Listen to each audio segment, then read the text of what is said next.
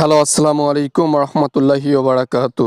সার্জিস আলম বলতেছিলাম বাংলাদেশ থেকে। কে বলছেন? Hello hello.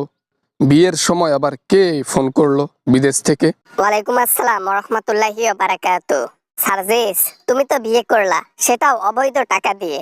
যেই ক্ষমতায় গেলা অমনি টাকা পয়সা ইনকাম করা শুরু করে দিলা, আর এখন সেই টাকায় বিয়ে। ভয়েস শুনে মনে হচ্ছে সৈরা স্যার আমাকে ফোন করছে দিল্লি থেকে।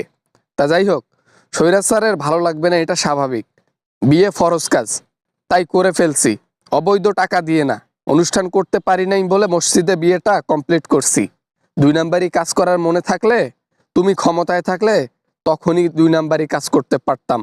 অফার তো আর কম দিছিলা না। অফার তো কম দেয় নেই, সেটা ঠিক আছে। তখন যদি আমার কথা মতো চলতা, তাহলে আজকে বিলিয়নার হইতা। হাজার হাজার কোটি টাকা তোমাকে দিতাম, তোমার 6 জনকে দিতাম। কিন্তু তোমরা তো কেউই রাজি হইলা না। এটাকে বলে দেশপ্রেমিক একজন মানুষ। এটাকে বলে দেশের মানুষের প্রতি ভালোবাসা, দেশের মাটির প্রতি ভালোবাসা। বিক্রি হইলে তুমি ক্ষমতায় থাকলে কোটি কোটি টাকার মালিক হইতে পারতাম, তখন হই নাই। তো এখন ফোন করে কি বলো এগুলা? আমাকে শেখাইও না। ক্ষমতায় গেছো তোমরা এই জন্য যেন ভরপুর টাকা ইনকাম করতে পারো। আমার কাছে নিলে তো তোমরা খারাপ হইতা যে কোনো এক সময়, কিন্তু আমাকে তাড়িয়ে তোমরা ক্ষমতায় গিয়ে টাকা লুটপাট করবা, এটা তো আর খারাপ হবে না। আপনাকে বাংলা কথা বোঝাচ্ছি, আপনি বুঝতেছেন না। বললাম না, কোটিপতি হলে অনেক আগে হইতে পারতাম। দেশের মানুষের প্রতি ভালোবাসা আছে বিধায় সত্য কথা বলতেছি। দেশের মানুষের জন্য এত কিছু করেছি। হয়তোবা কিছু মানুষের কাছে আমরা খারাপ, তবে যে কয়জনের কাছে ভালো এটাই যথেষ্ট। মানুষ খারাপ হলেও ভালো তো আছে, এটাই ভালোবাসি, এটাই চাই। ক্ষমতায় যদি যেতে পারি কোনো এক সময়, তাহলে তোমাদের 6 জনকে আবার দেখে নেব। তোমাদের 6 জনের কারণে আজকে দেশ থেকে আমাকে পালিয়ে আসতে হয়েছে, দেশের মানুষকে হত্যা করতে হয়েছে।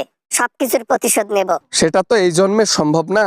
যদি পুনর্জন্ম বিশ্বাস করো, তাহলে পুনর্জন্মে আবার ওইভাবে আসিও, সেই প্রিপারেশন নিয়ে। এবার তো মিস হইছো, দেশ থেকে পালিয়ে গেছো, ওইবার আর আমরাও মিস করব না। বিয়ে করলা কোন ঘরে? এমপির মেয়েকে নাকি মন্ত্রীর মেয়েকে? কাকে বিয়ে করলা একটু শুনি। বিয়ে আমি যেখানেই করি, বিয়ে হচ্ছে ফরজ কাজ, তাই বিয়ে করছি।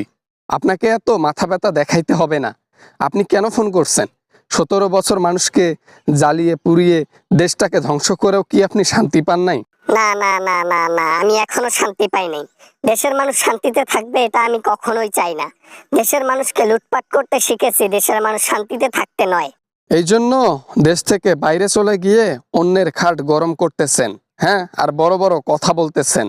বিয়ে শাদী করছেন নাকি অবৈধভাবে আপনি বিছানার মধ্যে শোয়াশুয়ি করতেছেন? জীবনটা হচ্ছে আমার, আমি কিভাবে কার সাথে শুভ সেটা তোমাকে বলতে হবে না।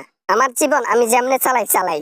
মাথা ব্যথা তোমার এত কেন? হ্যাঁ, আমি বিয়ে করি নাই, ওর সাথে থাকতেছি, লিভ এন্ড রিলেশনশিপ। তো কি হয়েছে? কিছু করতে পারবা? আপনার জীবন নিয়ে আমি ইন্টারফেয়ার করতেছি না। আপনি হচ্ছে দেওয়াইয়া বংশের ছাওয়া পোয়া। আপনার বংশের মধ্যে ওরকম দেওয়াইয়া অনেকেই আছে।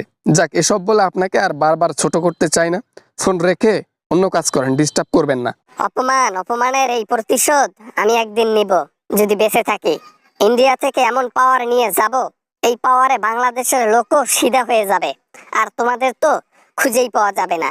আমরাও দেশের মানুষ অনেক আগ্রহে বসে আছি আপনি কবে দেশের মধ্যে বুকের বড় একটা পাটা নিয়ে বাংলাদেশে ঢোকেন। সেদিন হবে আসল খেলা।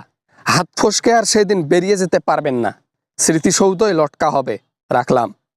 হ্যালো, আসসালামু আলাইকুম ওরহমতুল্লাহি ওবারাকাতু। আশা করি ভিডিওটা অনেক এনজয় করেছেন অ্যান্ড অনেক ভালো লেগেছে। যদি ভিডিওটা এতটুকু পরিমাণ ভালো লাগে তাহলে প্লিজ একটা লাইক করবেন আর ভিডিও শেয়ার করতে ভুলবেন না। দেখা হবে এরকম অ্যামেজিং ভিডিও নিয়ে আবারও আপনাদের সঙ্গে। সবাই ভালো থাকবেন, সবাই সুস্থ থাকবেন। খোদা হাফেজ।